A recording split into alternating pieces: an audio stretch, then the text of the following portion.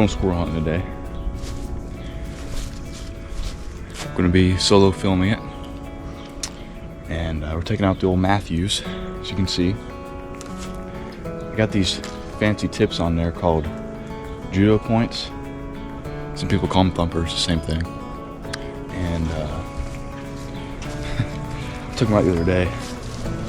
Quickly realized that squirrels are fast. I'm sure you know that, but I realized how fast they were. Like, I'd be on one less than 20 yards away, and it's arrow would be 3/4 of the way there, and they've already darted out of the way and climbed up a tree and are barking at me. By the time the arrow even hits the ground, it's crazy. So I'm really gonna have to be stealthy about it and precise. It's gonna be a challenge. I'm looking forward to it. So here we go. It's a beautiful morning. About 9 o'clock.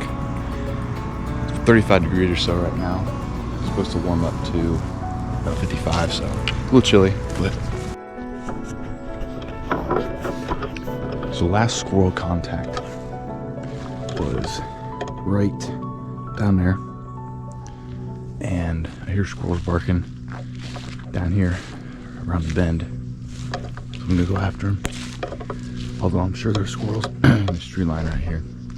They love hanging out in there.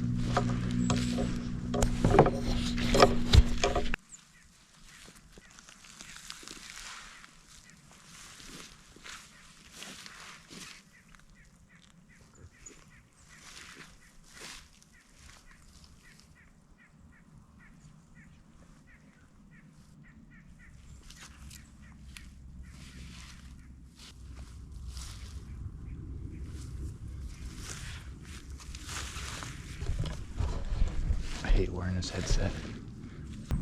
But I had that one pinned on this tree, but he was on the top of it, and I can't take that shot reliably because if I miss, then my arrow is gone. And I don't want to lose an arrow.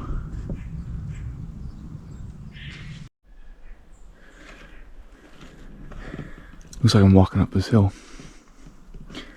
I say walk. More like climb. Well, this is just awesome. Look at that. Just realized that the knock came off of my arrow. I didn't even shoot it. I had it knocked and I took it off, and I didn't realize that the whole entire knock came out of it. It sucks, because now I'm down to 2 arrows.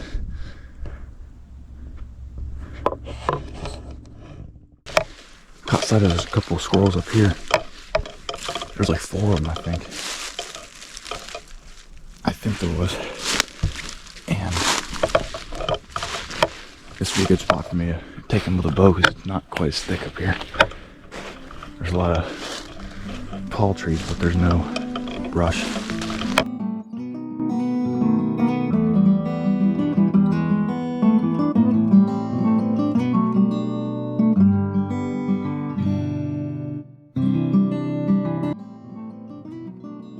After I walked up the hill for a good ways, I kept seeing a whole bunch of squirrel activity ahead of me about 60 yards.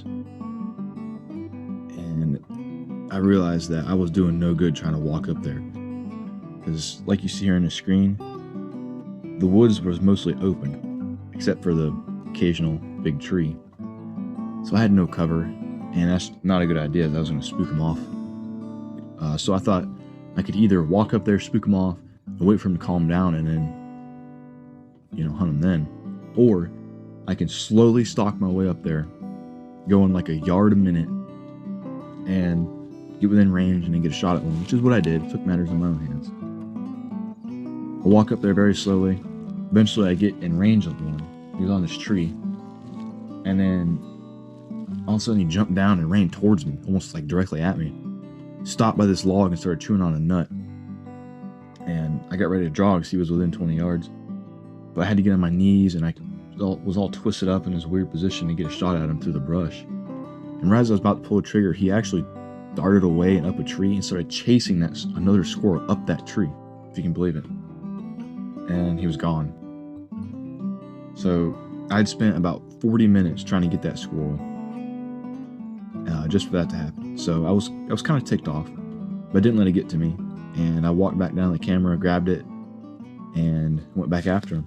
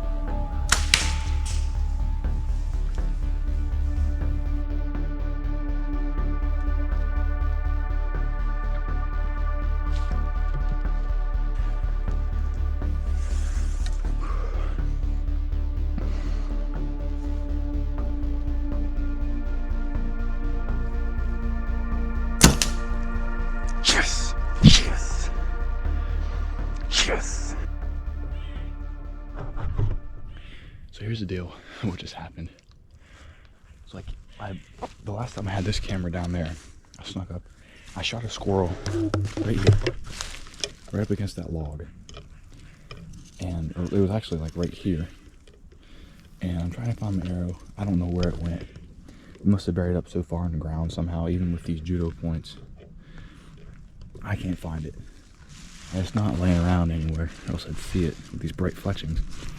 So I found the knock in my pocket from this arrow that came out. I put it back in there. It seems like it's good to go. I don't know if it's a good idea or not, but I'm going to shoot it. So now I'm going to go up there and retrieve that squirrel that's got the arrow stuck in it. So now I have 2 arrows, and then hopefully take out that squirrel that's been barking at me for the last 5 minutes straight. But I got 2, man. I got 2. I don't know where that last one went, or the one I shot here. I hit once. It ran up to this big tree. I'll show you. He ran up there. Actually, I'll show you where I shot. He ran up, literally, right here. You can see he's bleeding. Hopefully you can see the blood in the camera. And I shot him again right there where that hole is. And then, I don't know where he ran from there, but there is a blood trail, so I'm going to try to follow that. I can see the tail of the other one up there. So let's see here. He's down. Gonna eat him eventually. He's gonna taste good. A little game bag. Not quite what I expected to happen. So I blood trailed that one squirrel as far as I could. Blood trailed him as far as I could, and it led right to a tree. And turns out he actually had my arrow in him, because I could see right at the top of the, right at the top of the tree. It's like a dead tree. There was my green fletching sticking out of the tree. I couldn't reach it, so that arrow was gone. Went over to check out the second one I got, and turns out when I shot him, my arrow was broke, or it got broke, or something happened. Maybe when it went through him and pinned him to the ground, when it hit the ground, maybe it broke, I don't know. But it broke. I know that. So I'm out of arrows.